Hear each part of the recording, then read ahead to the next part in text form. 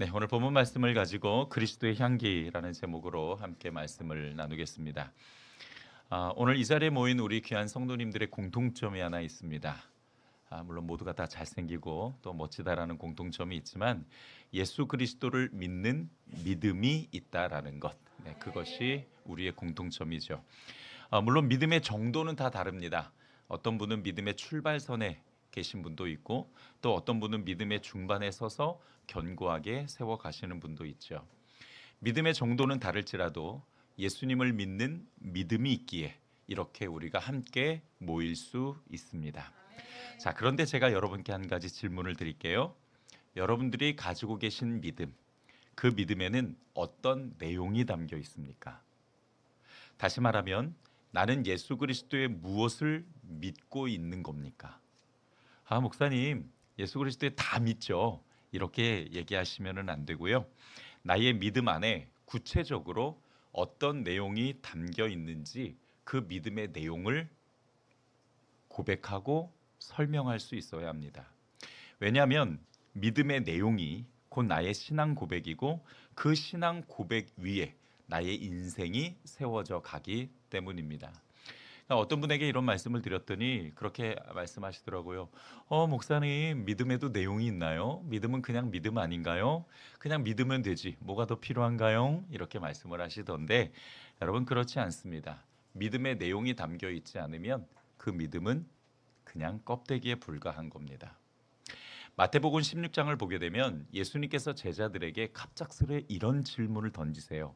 너희는 나를 누구라고 말하겠느냐? 제자들은 자신의 가족과 직업 모든 걸 버리고 예수님을 쫓으며 3년이나 동고동락했던 사람들이에요.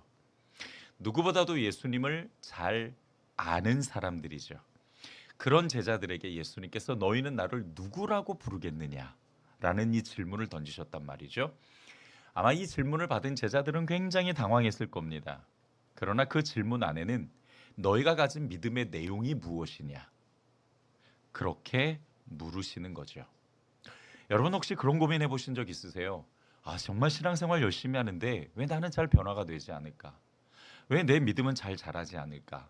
아마 이런 고민 한 번쯤 해보셨을 겁니다. 믿음의 내용이 없기 때문입니다. 믿음의 내용이 있어야 그 내용에 따라 성장하고 변화하고 자라나는 거죠. 마치 화분 속에 있는 그 흙의 양분이 얼마나 담겨 있느냐에 따라서 그 화분에 심겨진 꽃이 잘 자라거나 그렇지 않는 것처럼 우리의 믿음은 마치 화분과 같습니다. 그 화분에 있는 흙과 같은데 그 흙에 얼마나 양분이 담겨 있느냐에 따라서 나의 믿음이 잘 자랄 수도 있고 그렇지 않을 수도 있다는 거죠. 그래서 예수님께서 스스로 진단하고자 질문을 던지신 거고요. 그 질문은 오늘날 우리에게도 동일하게 해당합니다. 예수님께서 여러분에게 질문하시는 거죠. 너는 나를 누구라고 말하겠느냐? 다시 말해 너의 믿음엔 어떤 내용이 담겨 있느냐? 그렇게 질문을 하시는 거예요.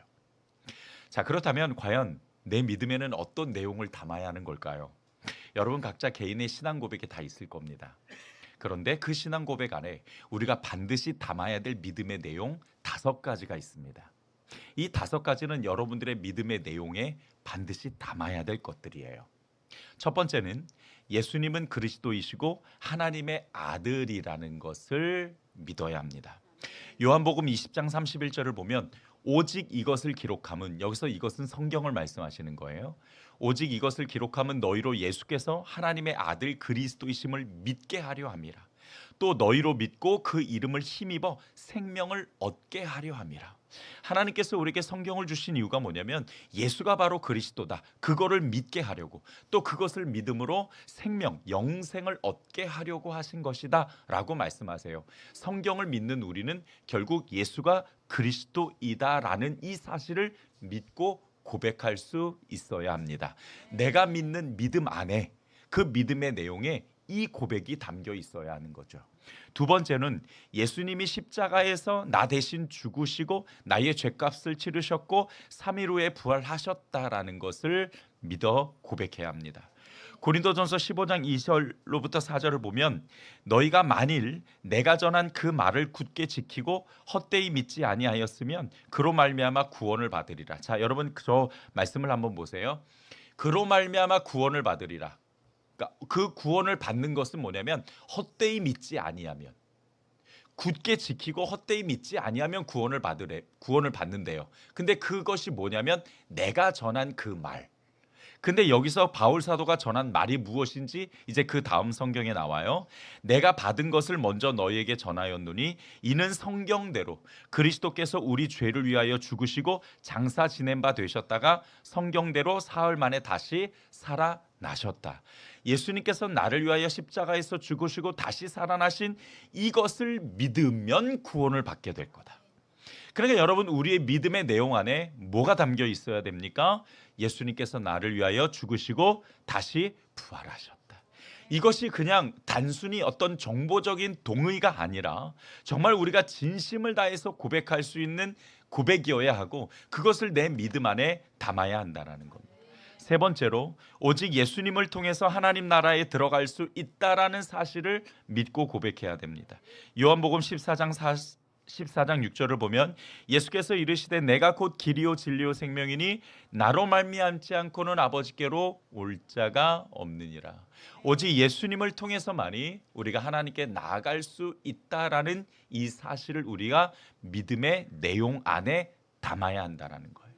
네 번째로 예수님이 나의 부활이고 생명이라는 것을 믿어야 되는데 요한복음 11장 25절로부터 26절을 보면 예수께서 이르시되 나는 부활이요 생명이니 나를 믿는 자는 죽어도 살겠고 무릇 살아서 나를 믿는 자는 영원히 죽지 아니하리니 이것을 내가 믿느냐?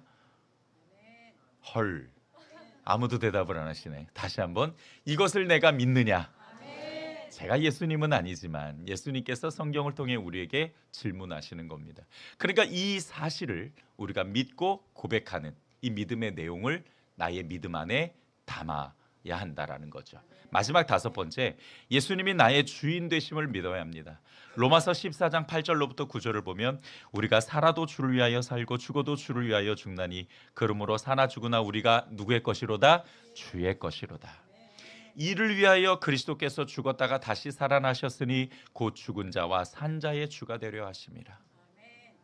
다섯 번째로 우리가 고백해야 될 것은 예수님께서 나의 주인이십니다 라는 이 고백이 우리의 믿음 안에 담지할 수 있어야 합니다. 자, 다시 한번 정리해 보면 첫 번째, 예수님은 그리스도이시며 하나님의 아들입니다.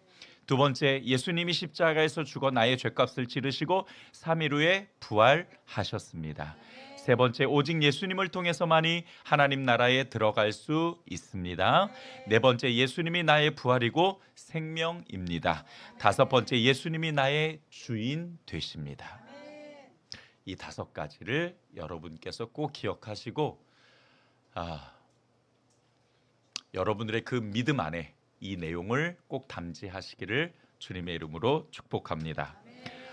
오늘 설교에서는 이 다섯 가지 내용 중에서 마지막 다섯 번째, 예수님이 나의 삶의 주인 되신다는 그 믿음의 내용을 중심으로 오늘 말씀을 함께 풀어가 보도록 하겠습니다. 여러분, 지금 우리가 믿음에 대해서 계속 이야기하고 있는데요. 예수님을 믿는다라는 것은 구체적으로 어떤 걸까요? 이 믿음을 우리가 어떻게 성경적으로 이해해야 될까? 사실 제가 여러분에게도 여러 번 말씀을 드렸습니다만 믿음이 뭔가요? 라고 질문을 던지면 우리가 쉽게 대답하기가 어려워요. 그만큼 그 믿음이 무엇인지는 알겠는데 이것을 설명하는 것이 참 쉽지 않다는 것이죠. 자, 그래서 오늘 다시 한번 정리해서 여러분께 반복해서 말씀드립니다. 예수님을 믿는다라는 것은 곧 내 인생의 주인이 나에게서 예수님으로 바뀌었다라는 거예요. 근데 이게 어떻게 이런 구조가 나오냐면 이 믿음이라는 단어를 원문을 보게 되면은 신뢰한다라는 뜻입니다. 그러니까 내가 예수님을 믿습니다라는 말은 내가 예수님을 신뢰합니다. 근데 그 신뢰가 진짜 신뢰가 되기 위해서는 두 가지 충족 조건이 되어야 합니다. 첫 번째는 뭐냐면 나의 가장 소중한 목숨과 영혼까지도 맡겨야 하는 것이고, 두 번째로는 그 맡긴 것을 평생 지켜야 합니다. 이 두 가지가 충족되었을 때에 비로소 신뢰한다라고 이야기를 하는데요. 이 신뢰의 가장 중요한 단어가 맡긴다라는 뜻이에요. 근데 보통 여러분 우리가 이해할 때 한국말로 이해할 때 맡긴다라는 것은 요런 이미지예요. 제가 우리 조집사님한테 요거 좀 맡길게요 하고 맡기면 나중에 내가 필요할 때 또 찾아와요.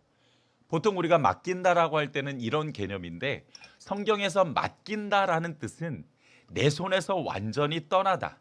즉 다시 말하면 주인이 바뀌었다라는 뜻입니다. 그러니까 내가 예수님을 믿는다라는 것은 신뢰한다라는 거고 신뢰한다라는 것은 나의 생명까지도 모든 것을 예수님께 맡겼다라는 거고 맡겼다라는 것은 주인이 나에게서 예수님으로 바뀌었다라는 뜻입니다. 그래서 예수님을 믿는다라는 것은 곧 예수님이 나의 인생의 주인입니다. 이제부터 나는 내 인생의 결정권이 없고 예수님에게 있습니다라는 뜻입니다. 그래서 우리가 예수님을 부를 때도 주님이라고 부르는 것이죠. 여러분, 내 인생이 예수님의 것이 되었을 때에 우리 인생에 어떤 일이 벌어질까요? 여러 가지 변화들이 분명히 틀림없이 일어날 겁니다. 근데 그 중에서 오늘 성경에서 말씀해 주시는 것은요, 인생의 향기가 달라진대요. 오늘 본문 15절을 한번 볼게요. 우리는 구원받은 자들에게나 망하는 자들에게나 하나님 앞에서 뭐라고 말씀하세요? 그리스도의 향기다. 그리스도인은 누구에게나 하물며 하나님 앞에서도 그리스도의 냄새가 난대요. 그렇죠. 예수님이 내 인생의 주인 되시면 예수님의 냄새가 나지 나의 냄새가 나지 않을 겁니다. 여러분 종종 향수 뿌리시죠? 교회 오실 때는 조금만 뿌리셔야 돼요. 너무 많이 뿌리시면은 이거 정신 못 차립니다. 조금만 뿌리셔야 되는데 여러분 우리가 향수를 왜 뿌리냐면 내 몸에서 좋은 향기 나라고 뿌려요. 내 옆에 지나가는 사람이 내 몸에서 나는 냄새를 맡고 너무 향기가 좋다 이렇게 좋은 이미지를 가질 수 있도록 향수를 뿌리죠. 만약에 내 인생의 주인이 나라면 내 냄새가 날 거예요. 그러나 예수님이 내 인생의 주인이라면 예수님의 향기가 나겠죠. 그리스도의 향기라는 건 바로 그것을 말씀해 주시고 있는 겁니다. 내가 예수 잘 믿고 있는지 알고 싶으시면은요. 여러분에게 가장 가까운 사람에게 물어보세요. 나에게서 예수님의 향기가 나? 이렇게 물어보세요. 그러면 분명히 그 가까운 사람이 대답을 해줄 거고 그 대답에 따라서 내가 지금 예수를 잘 믿고 있는지 그렇지 않은지 분명히 평가가 되어질 것입니다. 자, 그러면 예수님의 향기는 구체적으로 어떤 향기를 말하는 걸까요? 그리스도의 향기. 도대체 예수님은 어떤 냄새를 가지고 계실까?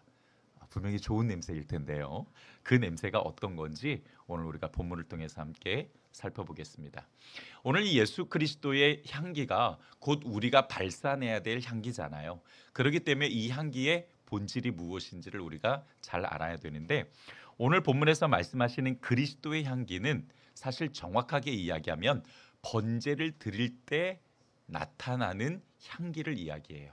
자, 무슨 뜻이냐면 출애굽기 29장 18절을 제가 한번 읽어볼게요. 그 수량 전부를 제단 위에 불사르라. 이는 여호와께 드리는 번제요. 이는 향기로운 냄새니 여호와께 드리는 화제니라. 구약시대 때는 제물을 태우는 방법으로 제사를 드렸어요. 그걸 번제라고 이야기를 해요. 태워서 드린다. 그래서 번제라고 이야기하는데 그 번제를 드릴 때에 그 짐승에서 타는 냄새가 있잖아요. 그 냄새를 하나님이 흠향하시고 그 제사를 예배로 받아주시는 겁니다. 그러니까 그 제물을 태울 때 나오는 향기, 그 제물을 태울 때 나오는 냄새, 그거를 그리스도의 향기라고 이야기를 해요. 근데 제물을 태울 때의 향기와 그리스도의 향기, 이 두 가지가 똑같은 향기인데 우리 머릿속에 오버랩이 잘 되지 않아요. 잘 이해가 되지 않아요. 이 말씀을 우리가 정확하게 이해하려면 우리가 다른 성경 로마서 12장 1절을 살펴보면은 좀 쉽게 알 수가 있습니다. 자, 로마서 12장 1절 자막을 한번 띄워 주시고 여러분만 한번 읽어 보겠습니다. 시작.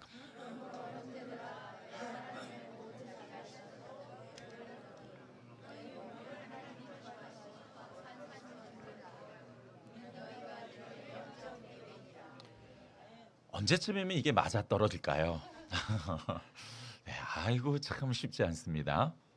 자, 여기에 보게 되면 영적 예배가 나오는데 그 영적 예배의 방법이 뭐냐면 하나님이 기뻐하시는 거룩한 산 제물로 나의 몸을 드리래요. 이것은 구약의 제물, 그 짐승을 제물로 드리는 것과 똑같은 방식입니다. 나의 몸을 하나님이 기뻐하시는 거룩한 산 제물로 드리는 것. 그러니까 그리스도의 향기라는 것은 뭐냐면 내 몸이 하나님 앞에 거룩한 산 제물로 드려지는 것. 그것이 곧 그리스도의 향기가 되는 겁니다. 거룩한 산 제물이란 내 몸이 거룩하게 말씀으로 살아내는 나의 인생을 이야기해요. 다시 한번, 내가 하나님 앞에 드려야 될 거룩한 산 제물이라는 것은 내가 하나님의 말씀으로 거룩하게 살아내는 삶, 거룩하게 살아내는 인생, 그것이 그 인생 자체가 바로 향기가 되는 것입니다. 자, 이 향기가 조금 더 어떤 것인지 이해를 할 수 있도록 오늘 본문 14절에서 우리에게 말씀을 해주시고 있는데요. 자, 14절을 한번 보죠. 오늘 이 본문 14절은요, 한번 10번은 읽을 거예요. 자, 천천히 우리 함께 좀 읽어봅시다. 시작. 항상 우리를 그리스도 안에서 이기게 하시고 우리로 말미암아 각처에서 그리스도를 아는 냄새를 나타내시는 하나님께 감사하노라. 아멘. 자, 좀 더 명확해지죠. 그리스도의 향기란 구체적으로 예수님을 아는 냄새를 말하는 겁니다. 여기서 안다라는 이 말은 지식적인 혹은 정보적 동의를 이야기하는 것이 아니에요. 여기서 안다라는 이 말은 인격적 체험을 이야기하는 겁니다. 자, 원래 이 안다라는 단어가 히브리서에서는 야다라는 그 히브리어로 사용되어지는데 여러분 이 말이 보통 어떻게 쓰이기도 하냐면 다 19세 이상이시죠? 예. 부부가 잠자리를 들 때에 쓰는 단어예요. 그러니까 이 내가 알아, 내가 누구를 알아라고 이야기를 할 때는 어떤 지식적 정보의 차원이 아니라 내가 실제로 겪어본 사람을 이야기한 겁니다. 그러니까 그 겪어본 정도가 부부 사이 정도를 이야기하는 거예요. 여러분, 부부는 정말 감출 게 없죠. 모든 걸 다 함께 나누고 또 그 사람에 대해서 다 알고 있습니다. 그 정도의 관계, 그 정도의 체험, 그 정도의 경험이 바로 오늘 본문에서 말하는 안다라는 단어예요. 그러니까 내가 예수님을 안다라고 이야기할 때는 그냥 지식적인 차원이 아니라 예수님을 실제로 내가 만나고 전인격적으로 예수님을 체험한 것을 이야기해요. 그러면 예수님을 아는 냄새라는 것은 내가 예수님을 체험하고 그분을 신뢰하는 나의 삶에서 드러나는 냄새를 이야기하는 겁니다. 다시 말해 그리스도의 향기란 말씀으로 살아나는 나의 거룩한 삶을 통해 누군가가 예수님을 인지하게 되는 거예요. 여러분, 우리 성도들을 작은 예수라고 부르기도 합니다. 뭐라고 부른다고요? 작은 예수. 그리고 뿐만 아니라 성경에서는 침례를 받은 자는 예수 그리스도를 옷 입었다라고 이야기하기도 하는데요. 이 두 가지 표현이 다 똑같은 맥을 가지고 있어요. 여러분, 그리스도를 옷 입은 우리가, 그리스도가 주인이 되는 삶을 살아가는 우리가 다른 사람이 볼 때는 누구로 보일까요? 은기로 보일까요? 예수님으로 보여야 할까요? 예수님으로 보여야죠. 그것이 말씀으로 살아내는 거룩한 삶이고 그것을 누군가 봤을 때 그 삶을 통해 예수님을 알게 되고 예수님을 인지하게 되는 것. 아, 교회를 다니려면 저렇게 다녀야 되는구나. 예수를 믿는다는 건 저렇게 사는 거구나. 누군가가 나를 보고 나의 삶을 살아내는 그 인생을 보고 이렇게 고백할 수 있는 것. 이것이 바로 그리스도의 향기입니다. 물론 이런 말을 듣는 게 쉽지는 않아요. 하지만 우리가 그렇게 살려고 애를 써야 되는 것은 나는 그리스도인이기 때문이죠. 자, 그러면 오늘 본문 말씀을 통해서 거룩하게 내가 살아가야 되는, 내가 나타내야 되는 그 그리스도의 향기의 본질이 무엇인지를 우리가 조금 더 자세하게 알아보도록 하겠습니다. 다시 14절을 볼게요. 항상 우리를 그리스도 안에서 이기게 하시고 우리로 말미암아 각처에서 그리스도를 아는 냄새를 나타내시는 하나님께 감사하노라.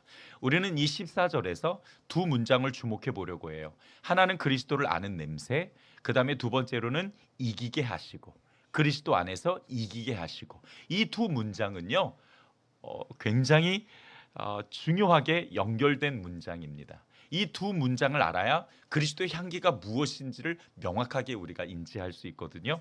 자, 오늘 본문에 등장하는 그리스도 안에서 이기게 하시고라는 이 말은 언제 사용하냐면 전쟁에서 승리한 후에 개선 행진을 할 때 사용하는 단어예요. 당시에 그 로마 시대에는요 전쟁을 이기고 나면 개선 행진이라는 게 있었어요. 이게 어떻게 하냐면 그러니까 전쟁에 나갔던 장군과 그 다음에 병사들이 그 길거리 가운데를 쭉 지나갑니다. 그렇게 지나갈 때 이제 주위에 사람들이 너무 고생했다고 막 함성 지르고 박수 쳐주고 막 꽃가루 뿌려주고 막 뿌뿌 막 이런 것도 해주고 막 그렇게 하죠. 이걸 개선행진이라고 이야기를 하는데요. 당시에 개선행진을 할 때는 가장 첫 번째 로마 행정장관과 원로들이 가장 먼저 앞에 서요. 그 다음에 그 뒤에 나팔수와 피리를 부는 사람이 서고 그 뒤에 이제 전쟁에서 취한 전리품을 가득 채운 이제 그 수레가 뒤쫓아가고요. 그 뒤에 이제 또 자기 나름대로 섬기는 신한테 바쳐질 이제 짐승들이 쫓아가요. 그리고 그 뒤에 포로가 쫓아갑니다. 그리고 마지막에 이제 장군과 병사들이 뒤를 맨 마지막을 쫓아가거든요. 그 뒤를 쫓아갈 때에 사람들이 만세 승리자요 외치면서 그 병사들의 뒤를 온 시민들이 다 같이 쫓아가는 거예요. 근데 사람들이 그 뒤를 쫓아갈 때 꼭 해야 될 것이 있는데 그것은 뭐냐면 향을 불태웁니다. 다시 말해서 쫓아갈 때에 손에다가 향을 들고 쫓아가는 거예요. 근데 그 향은 무슨 향이냐면 승리의 향이에요. 그러니까 이 향을 펼쳤다라는 것은 전쟁에서 승리했다라는 것을 나타내는 겁니다. 그러니까 그 냄새가 나면은 집에 있는 사람들도 뭘 인식해요? 아, 우리나라가 전쟁에서 승리했다, 이겼다라는 것을 알게 되는 거죠. 그리스도의 향기란 바로 이것을 말씀하시는 겁니다. 그 승리의 향을 누구나 다 맡을 수 있는 것처럼 우리가 다른 곳에 누구를 만나든 간에 그 승리의 향이, 그리스도의 향이 우리 가운데 발할 수 있어야 한다라는 거예요. 그리스도 안에서 이 승리의 한 향기라는 것은 이겁니다. 여러분, 우리가 예수 그리스도를 통해서 얻은 놀라운 은혜와 권능과 힘이 있어요. 우리가 세상을 살아갈 때는 세상의 지혜와 세상의 힘으로 살아가지 않아요. 우리는 그리스도인이기 때문에 그리스도 안에서 얻은 은혜와 권능과 힘으로 살아가는 거거든요. 여러분, 그런 삶의 모습은 세상 사람들이 사는 것과는 정말 많이 다르죠. 사람들이 우리를 볼 때에 우리의 삶의 모습은 자신들과 똑같은 모습이 아니라 다른 그 에너지의 원천을 가지고 뭔가 다른 모습으로 살아가고 있는 것, 그 다른 모습으로 살아가고 있는 것 자체가 바로 그리스도의 향기가 되는 거예요. 그렇습니다, 여러분. 우리는 예수 그리스도로 말미암아 구원과 생명을 얻은 사람들인 줄 믿습니다. 그 구원과 생명이 우리에게 삶을 살아내는 에너지가 돼서 하나님 나라를 소망으로 삼고 세상은 알지 못하는 성령과 함께 더불어서 이 땅의 것이 아니라 하나님 나라의 그 소망을 삼고 살아가는 사람들인 줄 믿습니다. 그래서 우리는 굉장히 특별한 사람이에요. 다른 사람이 볼 때 우리의 삶의 모양은 너무 달라요. 에너지가 다르고 삶의 원천이 다르고 그 삶의 내용이 너무 다른 거죠.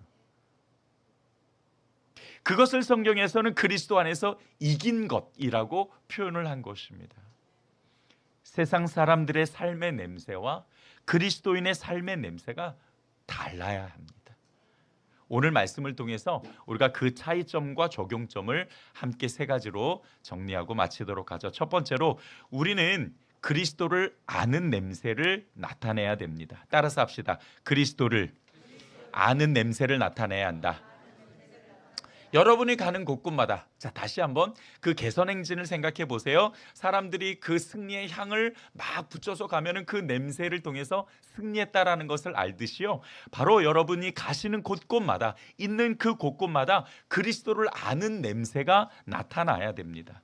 앞서 말씀드렸듯이 그리스도를 아는 냄새라는 것은 예수님을 믿는 사람들의 그 거룩한 삶을 말하는 것이죠. 여러분, 우리가 예수님을 안다고 했을 때 여기 안다는 것은 정보가 아니라 내가 예수님을 인격적으로 만나고 그 예수님이 나의 삶의 주인이 되신 인생, 그걸 말하는 거예요. 그 삶을 살아내는 사람들은 냄새가, 향기가 세상 사람들과 완전히 다르지요. 세상 사람들이 볼 때 우리는 되게 이질적인 사람이에요. 저 사람은 어떻게 저렇게 어렵고 힘든 고난 가운데서도 저렇게 행복할 수 있지? 어떻게 저렇게 소망을 가지고 있지? 어떻게 저렇게 낙심할 수 있는 상황에서 하루하루를 저렇게 살아낼 수 있지? 사람들이 볼 때 우리는 굉장히 이질적이에요. 그럴 수밖에 없어요. 우리가 살아가는 삶의 목적과 이유와 방향이 완전히 그들과는 다르거든요. 우리는 오직 그리스도의 삶을 대신 사는 사람인 줄 믿습니다. 우리의 삶의 주인이 누구라고요?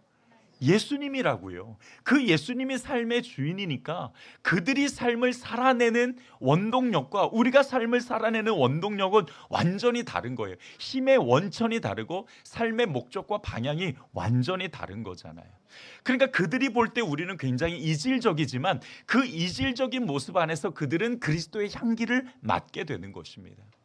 우리는 하나님의 말씀에 순종함으로써 하나님의 영역 안에서 거룩한 삶을 살아내는 사람들이죠. 우리는 세상의 기준을 가지고 살아가는 사람들이 아니에요. 우리는 오직 하나님의 말씀이 우리의 삶의 기준이 되어야 될 줄 믿습니다. 기준이 완전히 다르잖아요. 삶의 목적이 완전히 다르잖아요. 그러니까 세상 사람들이 볼 때는 그들과 우리의 삶의 냄새가 달라요. 그리고 우리 그리스도인으로 살아가는 우리에게는 그리스도의 향기가 나타나는 것이죠. 나의 말에서, 나의 생각에서, 나의 행동에서, 하물며 나의 마음과 감정에서, 그리고 나의 성품에서 예수님을 아는 냄새가 나타나야 될 줄 믿습니다. 우리 그렇게 살아가야 돼요. 그게 그리스도인입니다.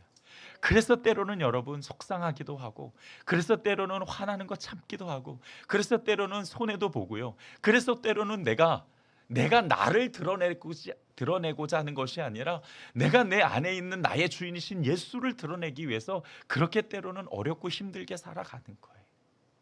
그 삶을 통해서 우리가 그리스도의 향기를 드러내게 되는 것입니다. 여러분, 우리는 그리스도인으로서 하나님께서 내게 주신 그 인생을 살아내고 있습니다. 그 인생 여러분 예수님과 함께 잘 살아낼 수 있기를 주님의 이름으로 축복합니다. 두 번째로 우리는 어디서나 누구에게나 그리스도의 향기를 나타내야 됩니다. 그리스도의 향기에 대해서 우리가 계속 이야기를 하고 있고요. 이 그리스도의 향기는 누구에게서나 그리고 어디에서나 나타나야 된다라는 거죠. 오늘 본문 15절을 보면 구원받는 자들에게나 망하는 자들에게나 하물며 하나님 앞에서도 우리는 그리스도의 향기다라고 말씀하시고 있죠. 우리 그리스도의 향기, 즉 우리가 하나님의 거룩한 말씀으로 살아내는 이 삶, 그 삶의 내용들, 이것은 누구에게나 똑같이 보여줘야 된다라는 거예요. 교회에서는 사실은 다 그리스도인 같고 다 성도 같아요. 그러나 가정에서, 직장에서 여러분이 지인을 만났을 때도 여전히 나는 그리스도인인가? 한번 질문을 던져보세요. 아까 말씀드렸지만 그리스도의 향기란 번제를 드릴 때 나오는 향기잖아요. 하나님 앞에서 그리스도의 향기가 된다라는 것은요, 결국 우리의 삶을 우리 하나님 앞에 드리는 것을 이야기하는 바로 로마서 12장 1절 그 말씀이에요. 그리스도의 향기. 여러분 이 문장에 여러분들이 정확한 개념을 꼭 가지셨으면 좋겠어요. 그리스도의 향기란 우리의 몸을 거룩한 산 제물로 드리는 것이다. 아멘.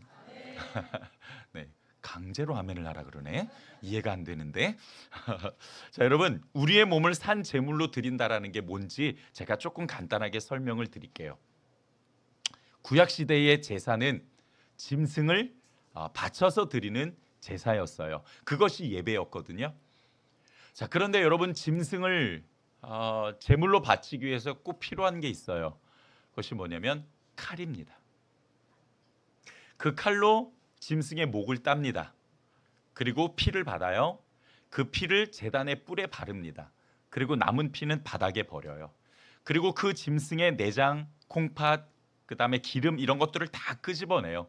그리고 제단에 딱 올려놓고 그거를 불에 태워서 드려요. 그게 바로 하나님이 기쁘게 받으시는 향기로운 냄새. 그죠? 번제단에서 드리는 냄새죠. 하나님은 그것을 받으시는 거예요. 자, 그러면 여러분 우리도 마찬가지입니다. 우리의 몸을 하나님 앞에 산 제물로 드리기 위해서는 먼저요. 우리가 어떻게 해야 될까요? 죽어야 돼요. 그러기 위해서 뭐가 필요해요? 칼이 필요해요. 여러분 성경에서는 이 검을 뭐라고 말씀하세요? 그렇죠. 하나님의 말씀입니다. 그 말씀이 나를 찔러 쪼개실 수 있도록, 그 말씀이 나를 만들어 가시고, 그 말씀이 나를 변화시키시고, 그 말씀으로 나를 새롭게 하실 수 있도록 그 하나님의 말씀 앞에 나를 내어드리는 것. 그게 바로 거룩한 산 제물로 내 몸을 드리는 거예요. 조금 더 쉽게 설명하면 이겁니다. 오늘 하나님께서 설교자를 통해서 말씀을 선포하게 하세요. 하나님, 오늘 제가 이 말씀을 들어요. 이 말씀을 들을 때 하나님의 그 말씀이 나의 삶과 그리고 나의 신앙의 진리가 되고 이정표가 될 수 있도록 하나님 내 생각, 오늘 말씀을 들으면서 부딪히는 나의 주장들, 나의 고집들, 그리고 나의 세계관, 하나님 이거 다 내려놓을게요. 하나님 이것보다 하나님께서 설교자를 통해서 주시는 그 말씀이 나의 기준이 될 수 있도록 하나님 나를 내어드릴게요. 그리고서는 나를 정말 죽이고 파쇄하는 바로 이것이 하나님의 말씀의 검으로 나를 만들어 가실 수 있도록 내어드리는 겁니다. 여러분 예수님께서 우리에게 예배를 드릴 때에 영과 진리로 드리라고 말씀을 하셨죠. 여기서 영은 성령을 의미하고요. 진리는 뭘 의미할까요? 맞아요. 말씀이에요. 그 말씀이 나를 찔러 쪼개실 수 있도록, 그 말씀이 나를 완전히 해체하셔서 하나님 앞에 산 제물로 드려질 수 있도록 그 말씀 앞에 나를 내어드리는 것. 하나님의 말씀으로 내 생각을 바꾸고, 하나님의 말씀으로 나의 고집을 바꾸고, 하나님의 말씀으로 나의 세계관을 바꿔가는 것. 그 진리가 나를 변화시킬 수 있도록 그 진리 앞에 나를 내어드리는 것이, 이것이 바로 영적 예배고, 이것이 바로 하나님이 기뻐하시는 산 제물로 나를 내어드리는 것입니다. 그런 삶을, 그 말씀을 가지고 하나님께서 여러분에게 주신 그 삶을 살아내세요. 그 삶을 살아내다 보면, 그 말씀으로 그 진리로 삶을 살아내다 보면 여러분 우리가 변화되지 않겠습니까? 그 변화된 삶의 모습이 바로 향기가 되어져서 다른 사람들에게 그 냄새를 바라게 되는 거예요. 그리스도의 향기란 바로 이런 것입니다. 그냥 막연하게 예수님을 닮아가는 것이 그리스도의 향기가 아니라 말씀으로 새롭게 되어지고 변화되어지는 내 모습을 내 가까운 사람들이 보고 그것을 인정하고 그것을 통해서 예수님의 냄새를 맡게 되는 거예요. 그러면 여러분 지금 우리가 해야 될 것은 뭐냐면 거룩한 삶을 살아내기 위해서 하나님의 말씀을 배우고 아는 것이에요. 오늘 또 마침 또 양육훈련 신청서 마지막 날이네요. 어쩜 그렇게 딱 맞춰요. 저는 여러분께 꼭 말씀드리고 싶어요. 따라서 합시다. 언젠가 나도 양육훈련 받을 것이다. 네, 제가 언젠가라고 말씀을 드렸어요. 모든 시와 때는 다 각자가 달라요. 제가 언제 여러분에게 쫓아다니면서 양육받으라고 전화해서 집사님 양육받으셔야죠. 제가 언제 그런 거 있었나요? 그랬나? 내가 나도 모르게? 아니요, 저는 별로 그런 기억이 없어요. 근데 제가 왜 그런 이야기를 잘 안 하냐면 여러분께서 분명히 그 마음에 하나님께서 찔림을 주실 거고, 그래 나도 언젠가는 양육 받아야지 이런 생각들을 다 하실 거예요. 그리고 언젠가는 받으셔야 돼요. 여러분 우리가 하나님이 주신 이 삶을 우리가 살아내고 우리가 하나님 앞에 거룩한 산 제물로 내 몸을 드리려면은요, 이 말씀이 우리에게 꼭 필요해요.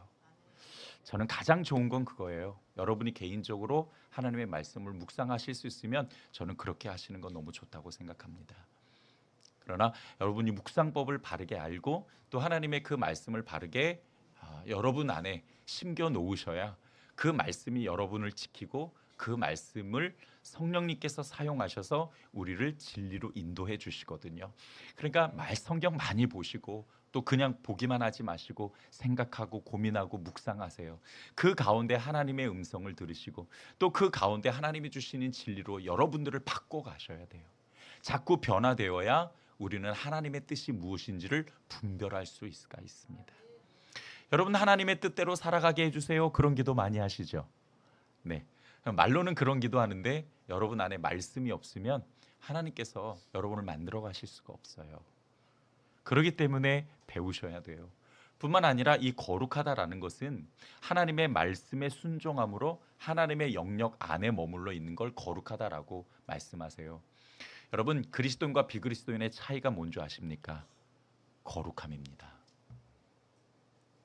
하나님의 영역에서 벗어나면, 말씀에서 벗어나면 우리는 세상 사람들과 똑같아요.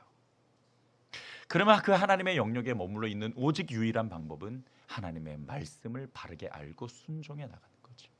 여러분, 오늘 설교 들으면서 내가 순종해야지, 내가 그 말씀 따라야지, 아마 이런 생각들 많이 하실 거예요.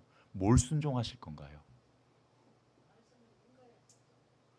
여러분이 어떤 그 말씀을 따르기 위해서 내가 무엇을 해야 될지를 여러분께서 고민하셔야 돼요. 씨름하셔야 되고 그 말씀을 붙잡고 기도하시면서 하나님, 내가 거룩하게 살기를 원합니다. 내 몸을 하나님이 기뻐하시는 산 제물로 드리기 원합니다. 여러분, 정말 우리 성도들의 삶에 말씀이 빠지면은요, 그건 하나님이 빠진 것과 똑같은 거예요. 왜? 여러분, 요한복음에서는 결국 말씀이 하나님이라고 우리에게 가르쳐 주시고 그 말씀이 육신이 되어 오신 분이 예수 그리스도라고 가르쳐 주시는데, 말씀이 없이 살아가게 되면 하나님 없는 삶이나 마찬가지잖아요. 자, 여러분께 질문을 드릴게요. 하나님 없는 삶 성공적으로 살아갈 수 있습니까? 절대로 없죠. 세상 사람이면 몰라도요, 그리스도인은 하나님 없이는 성공적인 삶을 살아갈 수 없어요. 그리고 그 하나님과 함께하는 것은 바로 하나님의 말씀입니다. 우리 지난번에 양육 받으셨던 분들도 엄청 갈등하신다고 하시더라고요. 내가 더 이 단계를, 이 과정을 밟아야 될지 말아야 될지 되게 갈등을 많이 하신다고 하더라고요. 근데 제가 궁금해서 도대체 뭐 때문에 그렇게 갈등을 하세요? 그랬더니 설교하기 너무 어려워서 갈등을 하신다고 그러는데, 갈등하지 마세요. 여러분, 갈등하지 마시고요. 정말 여러분, 하나님께서 주시는 마음이 있으면 일단 순종해 보세요. 내가 끝까지 할 자신이 없는데 괜찮아요. 일단 시작해 보세요. 시작하시다가 안 되면 그만두셔도 괜찮아요. 그거 갖고 뭐라고 안 그래요. 오히려 제가 기도해 드려요. 다음에 잘 받을 수 있도록 해달라고 기도해 드리니까 여러분 염려하지 마시고 한번 도전해 보세요. 그리고 정말 하나님 말씀 앞에 내가 산 제물로 내 인생을 드리게 되면 과연 그 그리스도의 향기가 우리 가운데 어떻게 나타나고 그 그리스도의 향기로 살아가는 것이 무엇인지 여러분 그것을 체험해 보실 수 있을 겁니다. 여러분, 꼭 하나님의 말씀과 동행하기를 주님의 이름으로 축복합니다. 마지막 세 번째로, 우리의 향기는 생명에 이르는 냄새예요. 따라서 합시다. 생명에 이르는 냄새다. 내가 그 하나님의 말씀을 가지고 살아낼 때에 그것이 그리스도의 향기가 되고, 그 향기가 나중에 어떤 결론으로 우리에게 다가오느냐, 생명에 이르게 한다는 거죠. 여러분, 다른 사람들이 내 인생을 살아내는 그 그리스도의 향기를 보고 나도 저렇게 예수를 믿고 또 교회를 다니고 싶다라고 그렇게 누군가는 분명히 생각하게 될 거예요. 우리는 그것을 행동복음이라고 이야기합니다. 뭐라고요? 행동복음. 복음에는 두 가지가 있어요. 하나는 말복음이 있고 하나는 행동복음이 있습니다. 말복음도 우리가 전해야 되지만 그 전에 우리가 해야 될 것은 행동으로 복음을 전하는 거예요. 다시 말하면 내 행동이 전도지가 되고 내 행동이 그리스도를 나타내는 것이죠. 그러니까 여러분, 우리의 향기를 보고 누군가는 막 손가락질할 수도 있죠. 뭘 저렇게까지 살아가? 그런 사람에게는 우리의 향기가 죽음에 이르는 향기지만, 어떤 사람에게는 나도 예수를 믿어보고 싶다. 저 사람이 어떻게 저렇게 어려운 가운데 소망을 잃지 않지? 나도 그 소망이 무엇인지 알고 싶다. 그렇게 해서 누군가 나의 소망에 관한 것을 묻는 자들에게 그 사람들에게는 이 나의 삶의 향기가 생명에 이르는 향기가 되는 것이겠죠. 여러분, 말로 전하는 복음도 중요하지만 우리의 거룩한 삶을 통해서 그것이 향기가 되고 그것이 다른 사람에게 복음이 된다면 여러분, 그 삶은 정말 잘 살고 있는 것이죠. 자, 말씀을 정리해 보겠습니다. 우리가 믿는 믿음은 막연한 믿음이 아니에요. 그냥 난 예수를 믿어요, 이렇게 고백하셨다면 그 믿음의 내용, 그 믿음 안에 어떤 내용이 담겨져 있는지를 여러분 점검해 보십시오. 그 5가지 중에서 오늘 저희는 예수님이 나의 삶의 주인이 되고 그 삶의 주인이 되는 삶을 살아가는 것이 그리스도의 향기라고 말씀드렸습니다. 그것의 구체적인 모양은 정말로 그리스도의 그 향기가 구약 시대에 하나님 앞에 드리는 그 번제의 향기가 되는 것처럼 우리의 삶이 하나님의 말씀으로 만들어지고 변화되어져 가는 그 말씀으로 하나님께서 나를 다 해체시키시고 정말 그로 인해서 나를 새롭게 만들어 가시며 변화되어져 가는 그 삶이 바로 그리스도의 향기다. 그것으로 우리가 또한 복음을 전할 수 있게 된다. 뿐만 아니라 그 그리스도의 향기는 나한테 있어서도 생명이 되는 것이죠. 여러분, 정말 우리 모든 성도들이 그리스도의 향기를 발할 수 있게 되기를 주님의 이름으로 축복합니다. 기도하겠습니다. 아버지 하나님, 감사합니다. 오늘 말씀을 통해서 우리가 그리스도의 향기를 발할 수 있는 성도들이 될 수 있도록 은혜 베풀어 주시옵소서. 예수님의 이름으로 기도드렸습니다.